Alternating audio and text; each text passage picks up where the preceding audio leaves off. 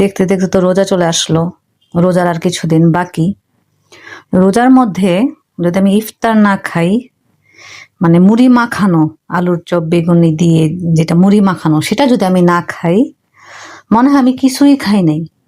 মানে যত আমি পোলাও কুরমা বিরিয়ানি যাই খাই না কেন ইফতারিতে, যদি আমি মুড়ি মাখা না খাই ওই দিন, আমার মনে হয় আমি কিছুই খাইনি।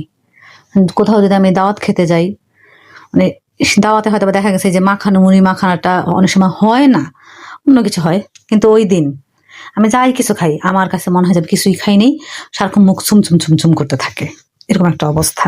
তো আজকে রোজা ছিলাম, ভাবতেছিলাম একজন মানুষের জন্য কি আর করব, থাক অন্য কিছু খেয়ে নিব, ইফতার আর বানাবো না। কিন্তু ওই যে মনের মধ্যে ছুমছুমানি, ইফতার না খাইলে তো আমার পেটের ভাত হজম হবে না। তো এই আর কি রেডি করলাম, বানাইলাম। বানাইতে যেয়ে দেখি ঘরে বেসন নাই, কি করব তখন, আসলে তৎক্ষণাৎ দোকানে পাঠানোর মতো লোকও ছিল না। বাঙালির মাথায় তো অল্টারনেটিভ চিন্তা ঘুরেই। ঘরে চালের গুঁড়া ছিল, চালের গুঁড়া এরকম আমি কখনো ট্রাই করি নাই বেসন হিসেবে, তো চালের গুঁড়া এরকম মাখায় রাখলাম। পরে সেটা দিয়ে আলুর চপ বেগুনি যখন বানাইলাম, দেখলাম আসলে বেগুনিটা ফুলে নাই, কিন্তু মুচমুচা হয়েছে, টেস্ট ভালো হয়েছে, খাইতে ভালো লাগছে।